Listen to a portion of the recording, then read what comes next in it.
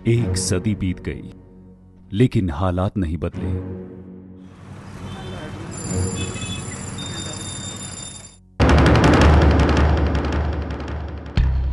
आज भी अधूरा है गांधी जी का सपना।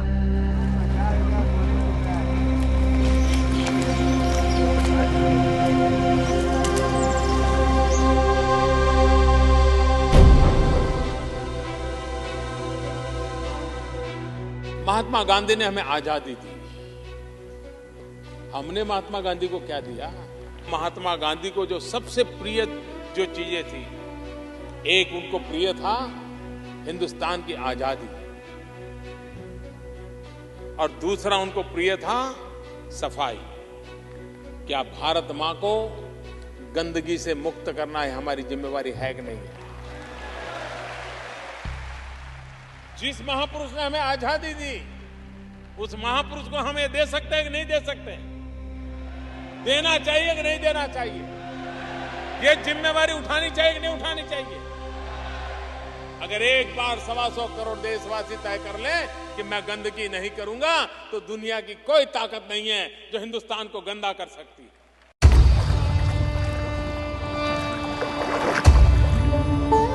बापू, हमें माफ करना। गांधी जी भारत को स्वच्छ बनाना चाहते थे, लेकिन ऐसा हो न सका। और अब महात्मा के उसी पथ पर चलने का बीड़ा उठाया है प्रधानमंत्री नरेंद्र मोदी ने।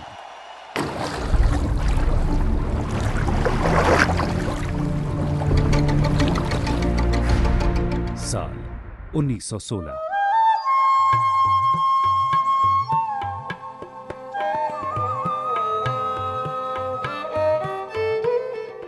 मौका था बनारस हिंदू विश्वविद्यालय के स्थापना दिवस का। गांधी जी तब 47 साल के थे। तब तक वो बापू नहीं बने थे।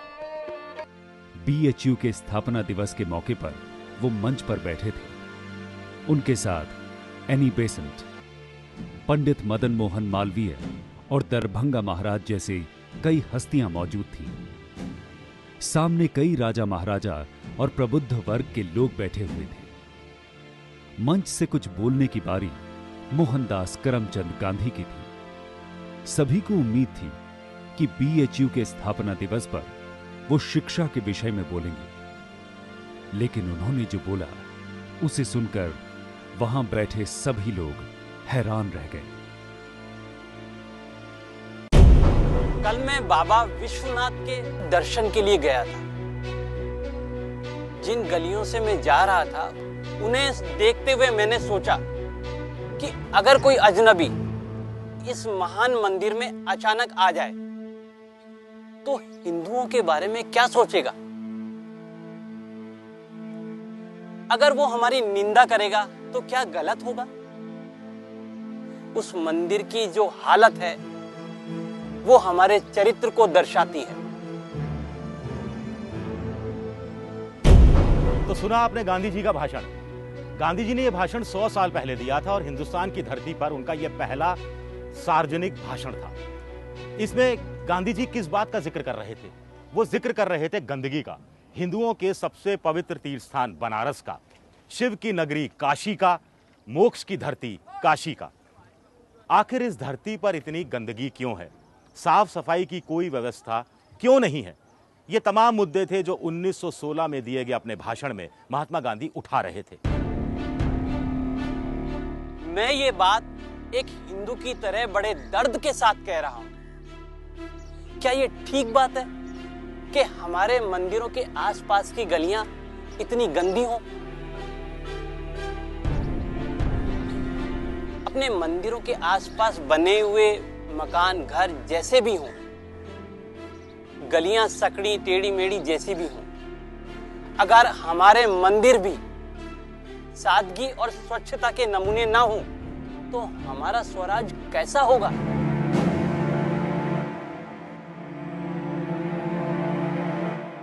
और अगर ये अंग्रेज अपना बोरिया बिस्तर समेटकर चले भी गए तो क्या हमारे मंदिर पवित्रता, स्वच्छता और शांति के धाम बन जाएंगे?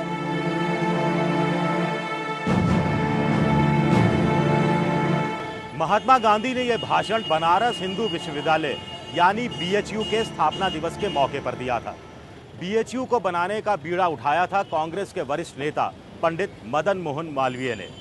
पंडित मालवीय चाहते थे कि बनारस हिंदू विश्वविद्यालय दुनिया का सबसे अच्छा विश्वविद्यालय बने। खैर, सब लोगों को महात्मा गांधी के भाषण का इंतजार हो रहा था। लोगों को लग रहा था कि गांधी जी की पढ़ाई लिखाई लंदन में हुई है, इसलिए कुछ वो नई नई बातें बताएंगे, बहुत बड़ी बड़ी बातें कहेंगे। लेकिन ये क्या, गांधी तो गंदगी और साफ सफाई जैसे मामूली मुद्दों को उठाने लगे। लोगों को बड़ी हैरानी हुई। गांधी जी के भाषण का पूरा जोर इस शहर की गंदगी पर था। आखिर इस धर्म नगरी की इस हालत पर गांधी जी इतने व्यथित, इतने दुखी क्यों थे? एक प्रकार से एक चेतना, नवचेतना लाने की चेष्टा थी। बापू हमेशा जो उनका लक्ष्य होता था उसके लिए कोई एक अनोखा पर्याय ढूंढते थे कि जिसको लोग अपना सके, आसानी से उसका उपयोग कर सके और उसके चलते जाके उनका कोई बड़ा जो मकसद था वो निकाल सके। महात्मा गांधी की आप आत्मकथा देखें तो उसमें वो लिखते हैं कि मैं बहुत उत्साहित होकर यहाँ आया था। सो उत्साह में एक तरह से खलल पड़ा। उनको लगा कि ये सब क्या, हमारे मंदिर, हमारी सड़कें, हमारा परिवेश क्या इसे और साफ और सुंदर नहीं होना चाहिए? तो मैं सोचता हूँ ये उनका तात्कालिक रिएक्शन था और एक स्पॉन्टेनियस स्पीच थी उनकी। जिस मंच से गांधी भाषण दे रहे थे, वहां मौजूद लोगों में उनका चेहरा थोड़ा कम जाना पहचाना था। मंच पर ज्यादा बड़े मेहमान वे राजा और महाराजा थे जिनके पैसे से बीएचयू बना था। कांग्रेस के कई बड़े नेता भी मंच पर गांधी का भाषण सुन रहे थे। गांधी बिना लाग लपेट के जो कुछ बोल रहे थे, उसे अब सुन पाना मेहमानों के लिए मुश्किल हो रहा था। पहले तो गांधी ने अंग्रेजी में भाषण देने वालों की खिंचाई की। उसके बाद वो शानो शौकत की नुमाइश करने वाले राजा महाराजाओं पर बरस पड़े। राजा रजवाड़े उस समय सामंती थे, सामंती मनोवृत्ति थी, अहंकारवादी थे, इसलिए गांधी की ये बात उनको अच्छी नहीं लगी और दरभंगा नरेश ने उस जो अध्यक्षता कर रहे थे उन्होंने उसको छोड़ दिया। लेकिन उसका परिणाम क्या हुआ? उसका संदेश दूर तक गया और गांधी उसी समय आम लोगों के नेता बन के उभर गए। गांधी जी को बोलने नहीं दिया गया उस सभा में। फिर भी एक बहुत बड़ा वर्ग ऐसा था जो हिंदी में गांधी जी के भाषण को सुनकर प्रभावित हुआ और उन्होंने गांधी जी से अनुरोध किया कि आप बोलते जाइए। उस समय पायनियर और लीडर गांधी जी के विरुद्ध तूफान खड़ा कर रहे थे और इन दोनों की टिप्पणियों से एक तरह का विश्वमन हो रहा था। उसका समाधान स्वामी श्रद्धानंद जी ने सद्धर्म प्रचारक में किया और उन्होंने लिखा, एक उनका संपादकीय है 1916 के सद्धर्म प्रचारक में, कि गांधी जी सच्चे राष्ट्रभक्त हैं। उन्होंने काशी हिंदू विश्वविद्यालय में जो बातें कही हैं वो सत्य हैं और उनके विरुद्ध जो कुछ किया जा रहा है ये सामंतवादी शक्तियों का कुचक्र है जो सफल नहीं हो सकता। और उन्होंने उसमें ये भी कहा था कि गांधी जी सच्चे महात्मा हैं। होली पर गुरुकुल में जो उत्सव होगा उसमें आर्य जनता एक सच्चे महात्मा का दर्शन कर शांति प्राप्त कर सकेगी और गांधी जी उस समारोह में आए। मुझे हैरानी इस बात की है कि हमारा जो ये कार्यक्रम चल रहा है इसकी अध्यक्षता के लिए हम विदेशी जुबान का इस्तेमाल क्यों कर रहे हैं? क्या हम अंग्रेजी की जगह हिंदी में बात नहीं कर सकते? और मैं अपने साथ में यहाँ पे बैठे हुए राजा महाराजाओं की शानो शौकत को देखकर भी हैरान हूँ। गांधी अभी भाषण ही दे रहे थे कि बीएचयू की स्थापना में बड़ी भूमिका रखने वाले स्वतंत्रता सेनानी मदन मोहन मालवीय और एनी बेसेंट ने उन्हें रोकने की कोशिश की। महात्मा गांधी की गंदगी और साफ सफाई की बातों को सुनकर गहनों से लदे राजकुमार गुस्से में वहां से निकल गए। इतना ही नहीं, दरभंगा महाराज रामेश्वर सिंह ने सभा को ही तुरंत बर्खास्त कर दिया। सवाल उठता है कि आखिर गांधी जी ऐसी बातें क्यों कह रहे थे? शायद इसलिए कि गांधी दरअसल धार्मिक प्रवृत्ति के व्यक्ति थे और काशी की गंदगी को देखकर उनके अंदर का धार्मिक भाव जाग गया था, या फिर शायद इसलिए कि गांधी यूरोप और दक्षिण अफ्रीका रह चुके थे और वहां की साफ सफाई की संस्कृति से वो पूरी तरह से प्रभावित थे। इसलिए इस तरह की बातें गांधी जी कह रहे थे। देखिए, बापू को आप कुछ भी कहे, वो धार्मिक व्यक्ति थे। सनातनी हिंदू होने का दावा उन्होंने मरते दम तक किया, और इसीलिए जब उन्होंने हमारी रिचुअलिस्टिक हिंदुइज्म के बारे में टीका टिप्पणी की तो वो हमारे धर्म की टीका टिप्पणी नहीं थी, वो धर्म के बारे में चिंता थी, इसीलिए वो कहा जा रहा था।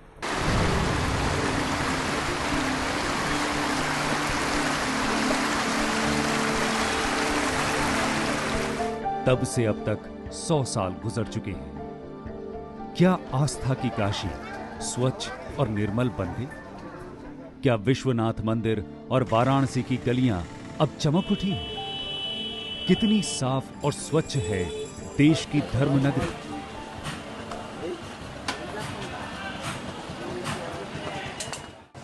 ये काशी विश्वनाथ मंदिर का प्रवेश द्वार है। महात्मा गांधी जब आए थे तब उन्होंने यहाँ की गलियों का जिक्र किया था। ये गलियाँ आज भी गंदगी से अटी पड़ी हैं। 100 साल पहले भी यहाँ तंग गलियाँ थी और आज भी इनमें कोई बदलाव नहीं आया है। मंदिर की सफाई में तो सुधार ज़रूर हुआ है, जो दिखता भी है, लेकिन मंदिर से बाहर की दुनिया गंदगी से अटी पड़ी है। महात्मा गांधी जिस पवित्रता और साफ सफाई की बात किया करते थे, उसमें अभी भी कोई बड़ा बदलाव नहीं आया है। गांधी को 1916 में ही नहीं, 1903 से ही काशी की गंदगी परेशान कर रही थी। मोहनदास करमचंद गांधी लंदन में पढ़ाई करने के बाद दक्षिण अफ्रीका में वकालत करने लगे थे। वकालत करते हुए वो अश्वेतों के अधिकार की लड़ाई में जुट गए थे। रंग भेद के खिलाफ आवाज बुलंद करने के बाद मोहनदास करमचंद गांधी 1903 में पहली बार वाराणसी आए। गांधी अभी महात्मा नहीं बने थे। गांधी जी काशी के विश्वनाथ मंदिर में पूजा के लिए निकले, पर यहां जो कुछ उन्होंने देखा उससे उनका मन बेहद दुखी हो गया। मंदिर के बाहर मक्खियों का झुंड, दुकानदारों और तीर्थयात्रियों का शोर शराबा, ये सब उनकी बर्दाश्त के बाहर था। गांधी अपनी डायरी में लिखते हैं, जिस जगह पर लोग ध्यान और शांति के माहौल की उम्मीद करते हैं, वहां ये बिल्कुल नदारद है। मंदिर पहुंचने पर मेरा सामना सड़े हुए फूलों की दुर्गंध से हुआ।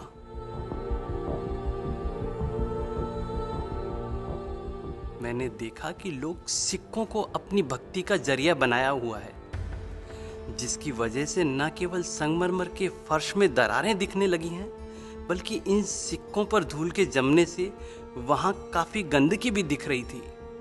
ईश्वर की तलाश में मैं मंदिर के पूरे परिसर में भटकता रहा, मगर मुझे धूल और गंदगी के सिवाय कुछ नहीं दिखा। हिंद स्वराज में उन्होंने सफाई अभियान का जिस ढंग से संकेत किया, वो एक बहुत बड़ा मूल्यवान धरोहर है भारत के लिए। और 1903 में जो मंदिरों की स्थिति बनारस की थी, 2014 में उससे बहुत अच्छी नहीं है।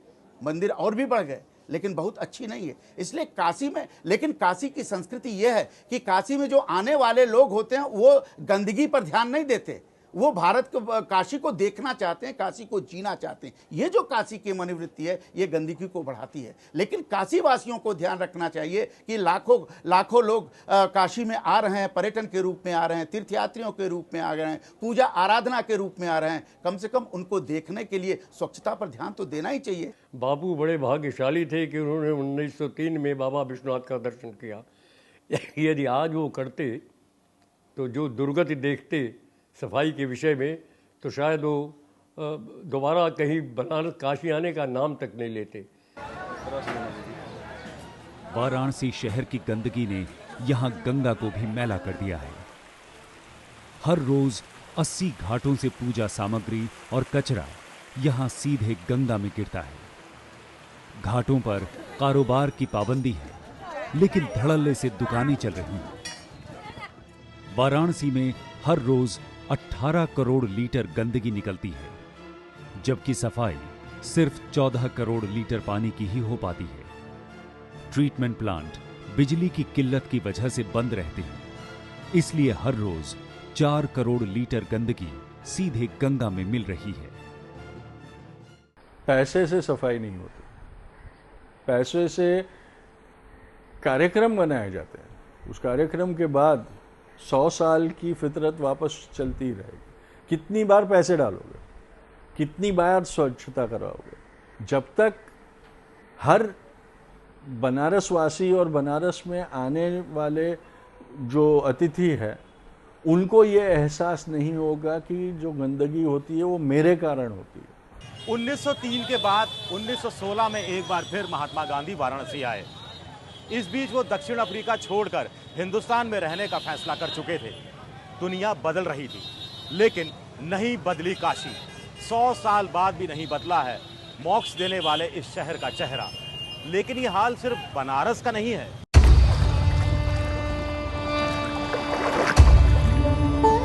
बापू, हमें माफ करना।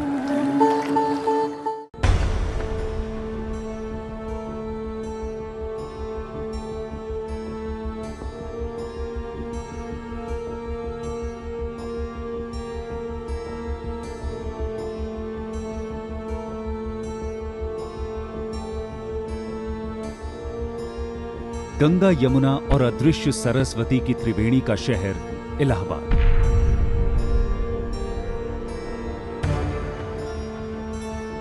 कुंभ और अर्ध कुंभ का शहर इलाहाबाद। विद्या की देवी सरस्वती का शहर इलाहाबाद। मुगल बादशाहों और अंग्रेजों की पसंद का शहर इलाहाबाद। पूरब के ऑक्सफोर्ड के नाम से मशहूर सेंट्रल यूनिवर्सिटी का शहर।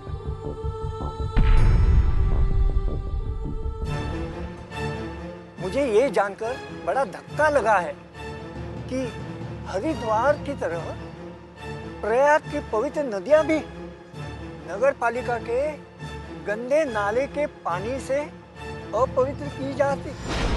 इस खबर से मुझे काफी दुख हो रहा है। इस प्रकार जिला बोर्ड पवित्र नदियों के पानी को गंदा ही नहीं करता, बल्कि कि हजारों रुपए नदी में फेंकते हैं। नालियों के पानी का सही उपयोग किया जा सकता है, पर मुझे आश्चर्य होता है कि जिला बोर्ड ऐसा क्यों नहीं कर पा रहे हैं। अब देखिए, हरिद्वार, प्रयाग और काशी, गांधी तीनों को जोड़ते हैं। हरिद्वार भी गंगा के किनारे है, प्रयाग भी गंगा के किनारे है, काशी भी गंगा के किनारे है। 1929 में जो समस्या थी कि गंदे नालों का गंगा में बहाव, जिससे गंगा प्रदूषित हो रही है, 1929 में था। 2014 में भी गंदे नालों के प्रवाह से इलाहाबाद, हरिद्वार और काशी की गंगा प्रदूषित हो रही है। कितने प्रासंगिक हैं गांधी, इसको सोचिए। शहर में मात्र 2700 जो है सफाई कर्मचारी हैं, जबकि मानक के हिसाब से 4300 के करीब लगभग यहाँ पे कर्मचारी यहाँ पे होने चाहिए। और इसके अलावा जो नगर निगम की जो व्यवस्था है उसमें ना पर्याप्त मशीनें हैं कूड़ा उठाने के निष्पादन करने के लिए, और इच्छा शक्ति का अभाव है। जो इलाहाबाद का जो सीवेज सिस्टम है, जो नालियाँ जो है टूटी फूटी हैं और जिनके माध्यम से गंदगी निकल भी सकती है, जो सड़कों पर दिखाई पड़ रही है, जगह जगह कूड़ों का ढेर है, उनके लिए कोई ठोस कार्य योजना अगर जो बनती भी है तो वो क्रियान्वित होने के पहले ही सरकारी भ्रष्टाचार की जो है भेंट चढ़ जाती है। 1929, 60 साल के महात्मा गांधी आजादी के आंदोलन के सबसे बड़े नेता बन चुके थे। अंग्रेजों से मुक्ति दिलाने के लिए पूरा देश उन पर भरोसा कर रहा था, उनके साथ खड़ा था। ऐसे में महात्मा गांधी का इलाहाबाद आना हुआ। एक कार्यक्रम के सिलसिले में वो यहां आए थे, गरीबों के लिए चंदा जुटाने। लेकिन इस शहर की गंदगी को देखकर वो परेशान हो गए। जब आए दक्षिण अफ्रीका से, जब उन्होंने राष्ट्र भ्रमण किया, तो हरिद्वार में कुंभ में के मेले में भी वो सारे गए थे, अपने बच्चों को भी ले गए थे, सब गए थे।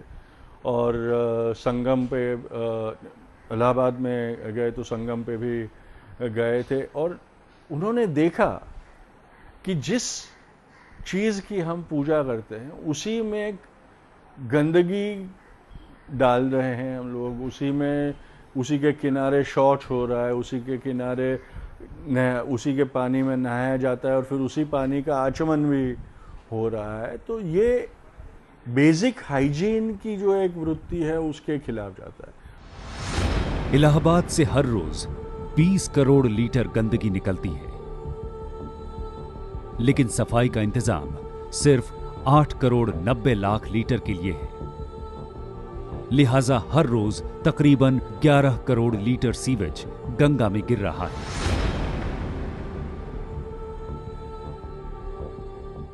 गांधी जी आज भी होते तो दुख जताते, क्योंकि गंगा प्रयाग में आज भी उसी तरह प्रदूषित हो रही हैं, उन नालों से, उन गंदगियों से, जिन गंदगियों से गांधी जी रूबरू हुए थे।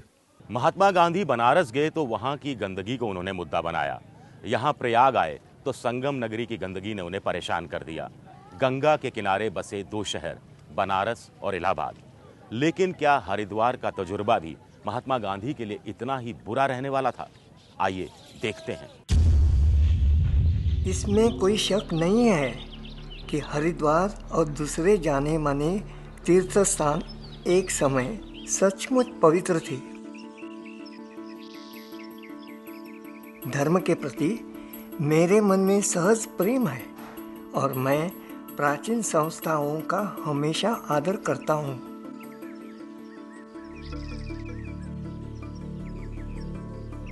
लेकिन फिर भी इन तीर्थ स्थानों में आदमी की बनाई किसी भी चीज में मुझे कोई आकर्षण दिखलाई नहीं दिया।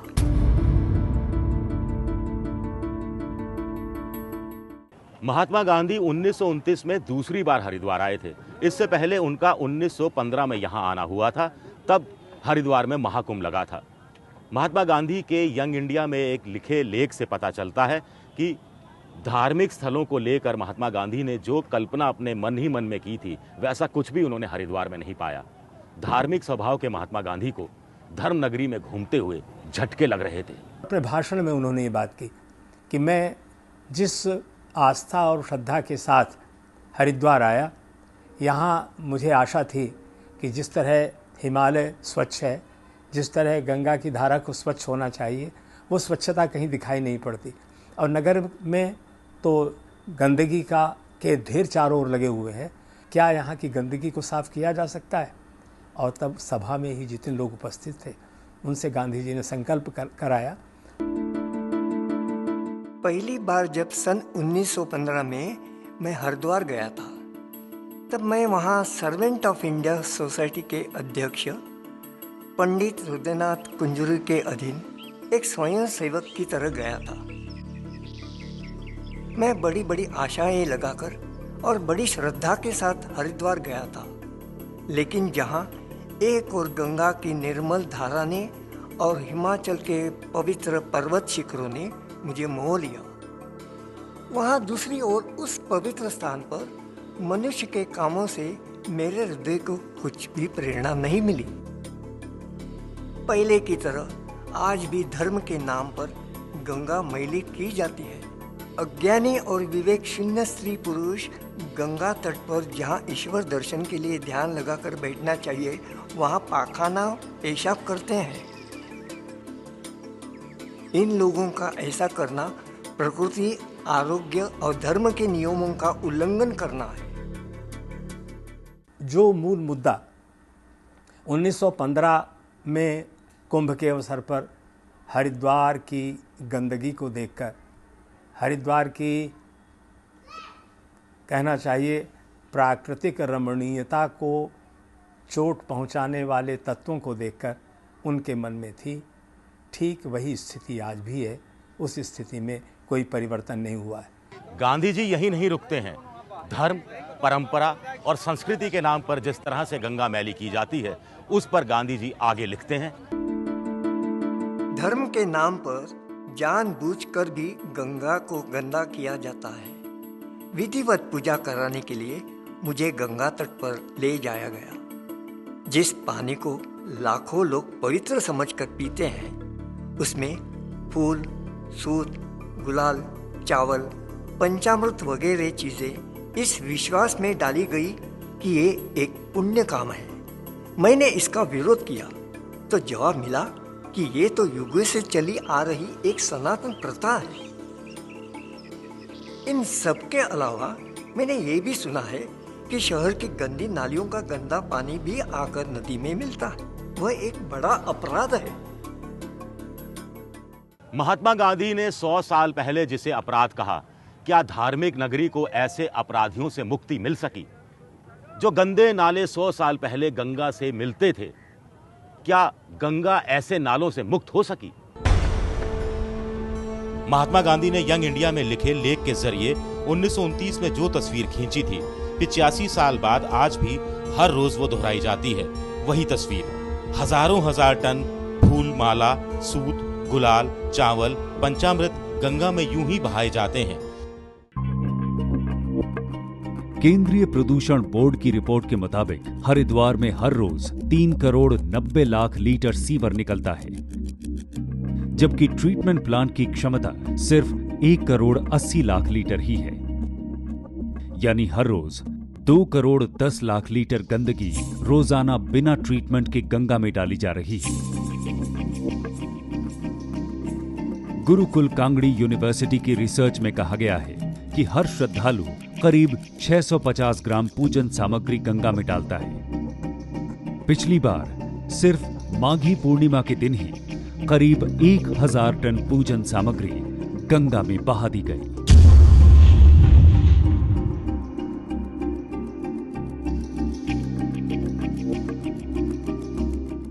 जब तक हम गंगा के प्रति निष्ठा रखने वाले लोग, आस्थाशील लोग, गंगा की धारा में डुबकी लगाकर मोक्ष की कामना करने वाले लोग, सुख, ऐश्वर्य, शांति और समृद्धि की कामना गंगा की पूजा करने के बाद करने वाले लोग, जब तक गंगा की धारा को निर्मल बनाने के लिए स्वयं सचेष्ट नहीं होंगे, सावधान नहीं होंगे, तब तक न गांधी जी का सपना पूरा हो सकता है, न हरिद्वार को निर्मल बनाया जा सकता है, न गंगा जी की निर्मलता और स्वच्छता को सुरक्षित रखा जा सकता है। राष्ट्रपिता ने 100 साल पहले गंदगी और साफ सफाई को बड़ा मुद्दा बताया था। देश आजाद हुआ तब से 15 प्रधानमंत्री देश देख चुका है, लेकिन हरिद्वार हो चाहे फिर बनारस या फिर इलाहाबाद, हालात जस के तस हैं। अब प्रधानमंत्री नरेंद्र मोदी वाराणसी से सांसद हैं। उन्होंने वाराणसी को ही नहीं बल्कि पूरी गंगा को ही साफ करने का बीड़ा उठाया है। सवाल उठता है कि क्या अब महात्मा गांधी का एक साफ सुथरे और निर्मल भारत का सपना पूरा होगा?